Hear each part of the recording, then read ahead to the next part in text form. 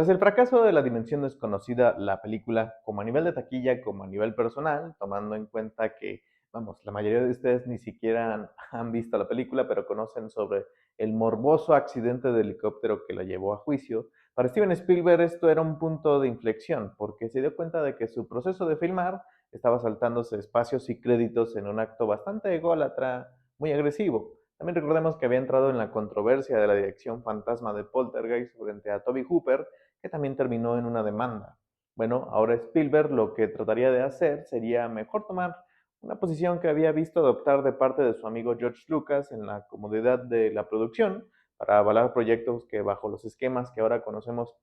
que tienen el toque Spielbergiano, películas traducidas a su estilo que precisamente no dirige, pero que tenemos asociada a su nombre. Esto lo haría además estrenando su casa productora, Amblin, que tiene el nombre de uno de sus primeros proyectos fílmicos y el logo es la bicicleta de E.T. y que generó en conjunto al matrimonio de Frank Marshall y de Kathleen Kennedy. El anuncio de Amblin generó bastante optimismo para un montón de guiones que se encontraban estancados y uno de ellos llegaría a manos del propio Spielberg. El guion era de un tal Chris Columbus y hablaba de unos seres pequeños y violentos llamados gremlins.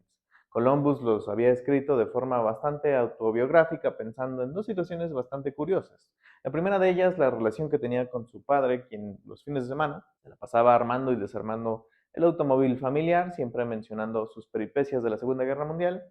y en particular de un grupo de duendecillos que les preparaban travesuras en los aparatos. La segunda era porque en el tiempo presente Columbus se encontraba como un guionista fracasado viviendo en Los Ángeles en un departamento de esos caros pero jodidos y que tenía una plaga de ratones que no podía controlar, lo que se traducía a noches tratando de consolar el sueño y de pronto escuchar pasitos o mordeduras a través de las paredes sin saber exactamente la localización y que en los juegos de la cabeza pues lo hacían pensar que se trataba de algo mucho más malvado. Gremlins fue el desquite de su situación en una comedia bastante negra y violenta que por alguna razón encontró bastante graciosa Spielberg y que tras una llamada incrédula, que digo, imagina que te llama Steven Spielberg, no te la crees, compró los derechos del guión y prometiéndole a Columbus la oportunidad de realizar las reescrituras de esto que sobresalía detrás del fracaso de La Dimensión Desconocida, la película. Si Spielberg y John Landis habían presentado ideas sosas, los otros dos tipos desconocidos que llegaron a asociarse al proyecto resultaban ser mucho más atrevidos y mucho más prometedores que los previamente establecidos. George Miller era un australiano que había sido doctor y que había filmado dos películas extrañas posapocalípticas con Mel Gibson y que había realizado un remake competente de Pesadilla a 20.000 pies de altura. Y Joe Dante, que había realizado su puntapié de parodia Spielbergiana con darse frente a los niños, que habían sido su meta de taquilla. Es esta consagración de la producción habitual de Spielberg a la que no le van a poner un pero encima a los estudios de forma tan fácil que termina alterando las especificaciones de las audiencias en Estados Unidos, formulando la clasificación PG-13 que permite a Dante y futuros realizadores exprimir las concesiones de esta clasificación y generar pesadillas para niños infinitas. Que es una mala mujer, pero creo que hay una bufetada cínica en que Kate esté recibiendo esta moralidad navideña fílmica que destruye en su trauma personal, en lo que le pasó a su familia, que es devastador y que resulta mucho más escabroso que lo propuesto hasta ese entonces por los bichitos. Y dicho sea de paso, los gremlins adoptan las predilecciones de Dante en su aproximación como desdoble del superego caricaturizado, al ser personajes sin moralidad y capaces de hacer en vida lo que naturalmente vemos en caricaturas, de matarse sin sentido y de agujerear una festividad tan sacrosanta como la Navidad. No es al nivel de genialidad anárquica que posteriormente haría Gremlins 2, pero las semillas de lo que quiere plantear están presentes y más, de nuevo atendiendo el cinismo de representar a Gizmo y a los Gremlins como parte de esta fascinación oriental que representa las fuerzas del bien y el mal y que a ojos corporativa a lo prohibido con señales del horror y con un humor avanzado para adultos que los niños pues llegaron a consumir entre risas que alcanzaban a entender las connotaciones sexuales o violentas mientras miraban entre los dedillos a veces bastante aterrados. Todos fuimos parte de eso. Y con ello no quiero negarle su espacio como una gran película de verano construida con mucha elegancia. Es un set cerrado y clásico de la americana, pero al que Chris Wallace, con su diseño de monstruos, crea una discordancia absoluta y en donde tanto los Gremlins como Gizmo tienen personalidad y carisma bastante preciosos, entre grotescos.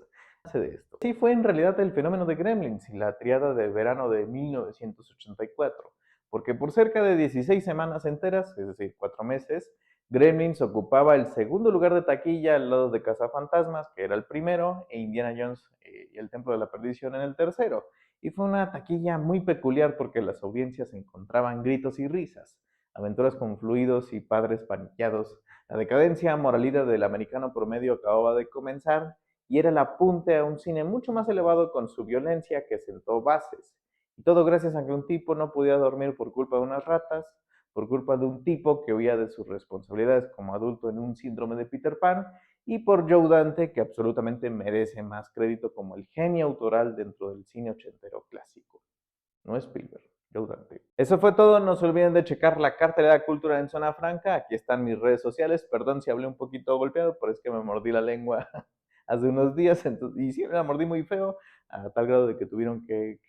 ponerme una especie de sutura, estuvo medio fuerte, pero no importa, Gremlins es una película muy fácil de encontrar en muchas plataformas, está en la plataforma de Google, está en la plataforma de YouTube y está en las plataformas de Max, de hecho creo que está la primera, la segunda y la serie de televisión que no he querido ver porque no, no me gusta que sea por animación por computadora, pero sí, es un clásico de mi infancia, es un clásico de la infancia de mi generación, y es una película que tiene pues unos conceptos mucho más inteligentes que simplemente una película de monstruillos, que pues terminaría siendo como herencia de también de muchas películas que intentaron emularla,